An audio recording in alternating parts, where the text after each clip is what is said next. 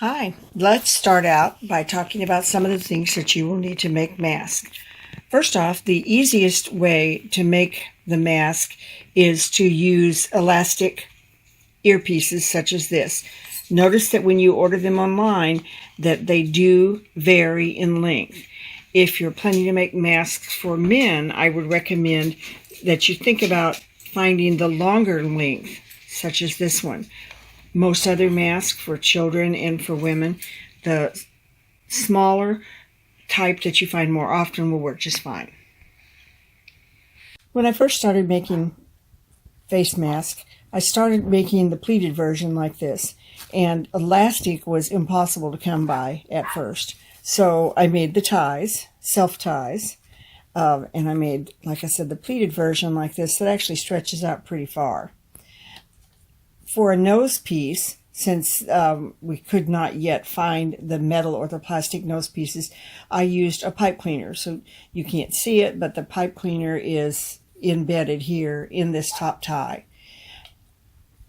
I began by using one thickness of pipe cleaner, and then I decided that wasn't really sturdy enough to hold up through a lot of washings. And so I started twisting a pipe cleaner so that it was double strength. And also, again, you can't tell from in here, but you have to kind of sew it in place. So I used a zigzag stitch underneath, and it's actually zigzagged to this part, to the fabric here, and then it's hidden by, a zigzag stitched over top of the pipe cleaner, and then the pipe cleaner is completely hidden and encased in the top fabric. Also, I used to make them with a filter pocket by using two pieces on the back side, but I found that nobody was using the filters, and so I dropped that whole plan. Now let's talk a little bit about the fabric.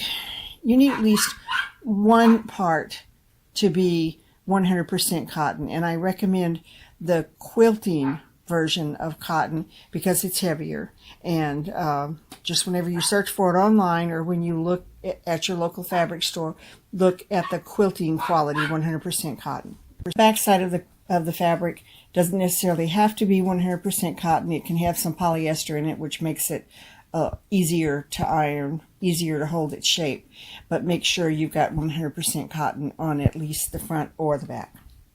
Pretty soon I discovered that if you wore glasses, you had a problem because your glasses fogged up. So I started making the masks so that they had a flap on the top that went over your nose and could kind of go underneath your glasses, and that helped a lot. After trying several different patterns, maybe dozens of patterns, I decided this is my favorite pattern. It starts out as a circle. It is not pleated on the front. It has a flap that goes under your chin, and it has a flap that goes over your nose. So I'm going to show you how to make that one because I think that's the easiest, fastest one to make, and it works really well.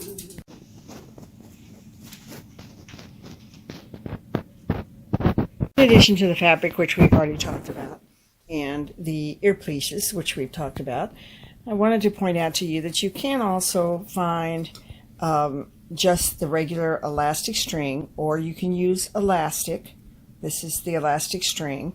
I prefer to use the earpieces that already have the little toggle on them because they are adjustable, and you can make the mask fit your face better. Our local quilting store also sells these lycra strips that they have cut, and they are nice and stretchy, and they have cut them to 9-inch lengths. So that's another solution for the ties. Obviously, you can always use scissors, and fabric scissors are the best, but use whatever you have. But you could use scissors, but you can also use a thing called a rotary cutter to cut your fabric out. I used this especially whenever I was making the self ties that I used because I had to cut those long strips of fabric out, and that came in really handy. You can use this rotary blade also to cut the circle pattern that I'm going to talk about. or you can use scissors. Scissors work just fine if that's what you have. You'll need something else to kind of hold your pieces of fabric together. You can use pins. These are called Wonder Clips. You can find them on websites on Amazon, and they really are pretty cheap. And the truth of the matter is, I bought a whole bunch of them that you really only need about 10. So 10 works just fine. These little things are thread snippers. They work a little bit better than scissors because they get in real close, and you need something with a real small blade on it whenever you're snipping the thread, so that you're not handling unwieldy scissors. So these are really reasonably priced. So if you're thinking about buying a package of items, make sure that your package of items has these little thread snippers in them.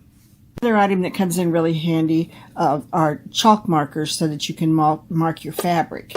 They make a line that is easily just rubbed out with your hands, and you'll need a couple of different colors. You need a light color for your dark fabrics, and you need a darker color for your light fabrics. I basically make my mask in 3 sizes, and I use 3 different sizes of small luncheon plates in order to do that.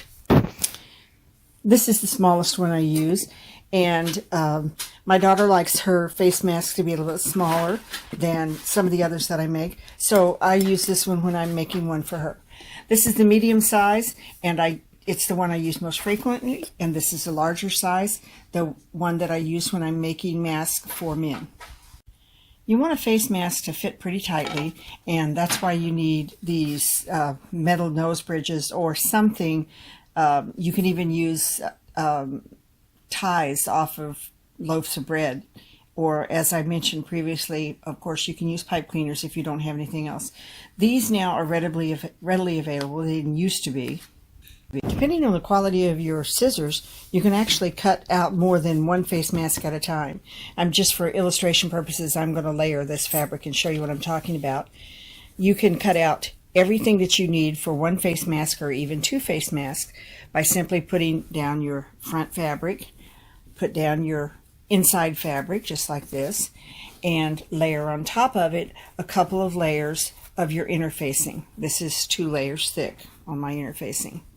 Just for purposes of illustration, I'll show you. Put the plate down on top of all of this. Use your chalk to run around the outside to show you what you're cutting out, or if you press firmly on the plate, you can actually just use your scissors or your rotary tool to cut all the way around through all the pieces that you're going to need to make this face mask. Okay, here are my pieces all cut out. I have the top layer of fabric, the part that's going to be in the front. I have already ironed on the interfacing. And here's the back side of the fabric, and again you can sort of see right here where the interfacing is, but the interfacing has already been ironed on. Now the next step you're going to do is find what you want the top part of your mask to be.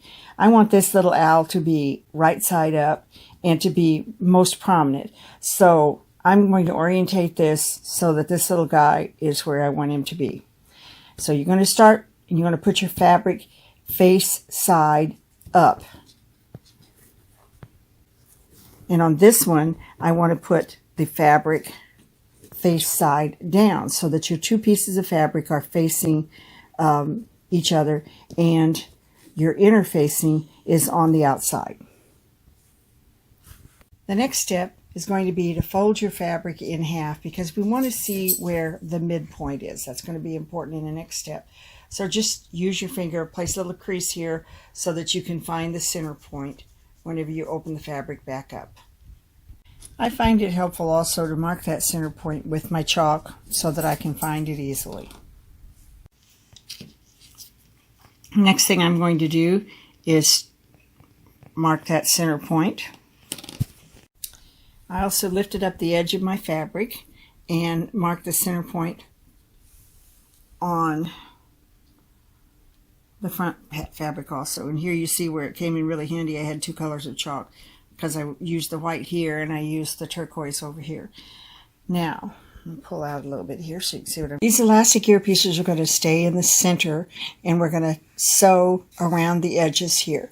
So now I'm going to turn my top fabric back down and reposition it to make sure it's still in the place it should be. And all I'm going to do at this point is transfer the clip to the outside here. Just like that.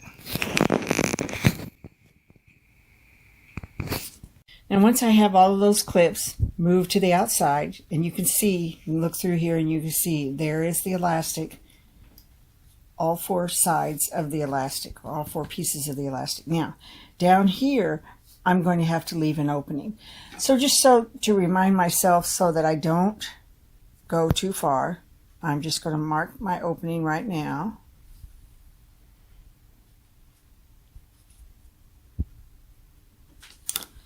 That'll keep me from stitching all the way through. Now the next step I'm going to do is go to the machine and stitch all the way around. Okay, I'm back from sewing it. And notice I left the part open at the bottom.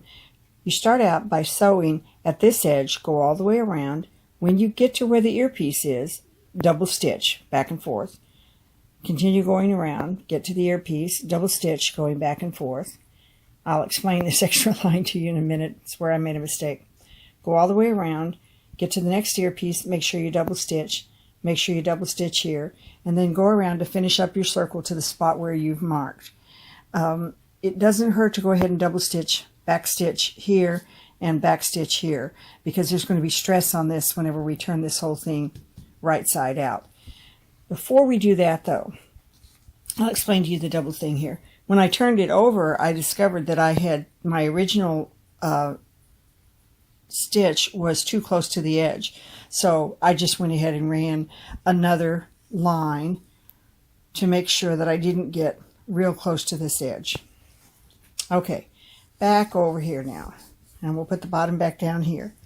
This is the bottom of the mask, right here.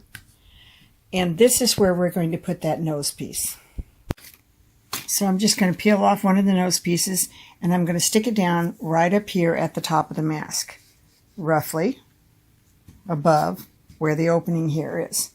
Next thing I'm going to do is fold it over, just like this, and I'm going to use my Wonder Clips to put it in place.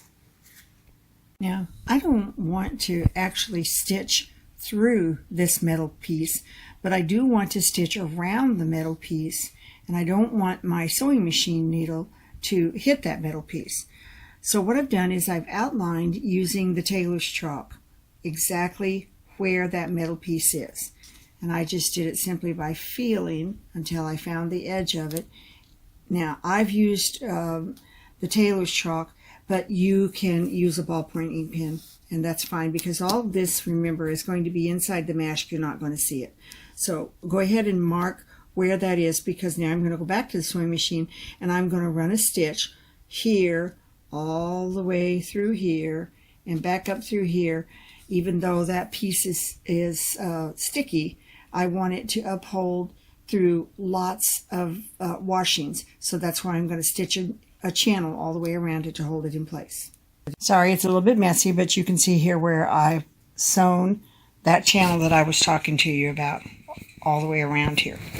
Now, the next thing we're going to do, we can clean up a little bit here if we want to, and we can even cut a little bit of extra fabric off if we want to. But the next thing we're going to do is we're going to turn this right side out just by gathering it up like this.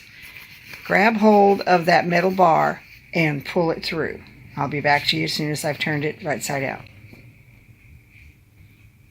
At this point, I've got it all turned right side out, and it's a good thing to have an iron and go ahead and iron these creases in place. Notice that's where the nose piece is, right there. I'm going to go ahead and iron it flat now, and I'm also going to turn this fabric so that I can top stitch this part closed. Okay, now I've ironed this, and I'm getting ready to top stitch and close this opening at the bottom. Now, there's my face mask almost finished, and you can see where I've stitched that bottom part closed. So now we're going to turn it over. And we're getting ready to go to the final steps. You're going to turn the top flap down about 1.25 inches to 1.5 inches, and then the bottom flap up to the point where it just about meets that top flap or slightly overlaps it a little bit. The next step is going to show you where it's really nice to have tailor's chalk, because we are going to be working on the outside of the mask. I mean, this is actually going to be towards your face, but you'll be able to see a mark that you use with an ink pen. We're going to take the plate. See, this is the same plate I used.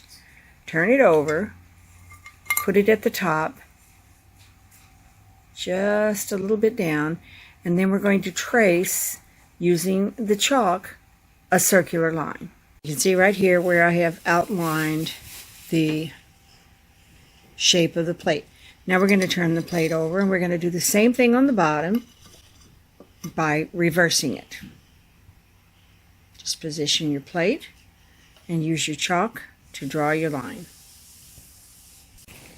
Now you see I have lines, the circular lines drawn here and the circular line drawn here. Now I'm just going to stitch those lines.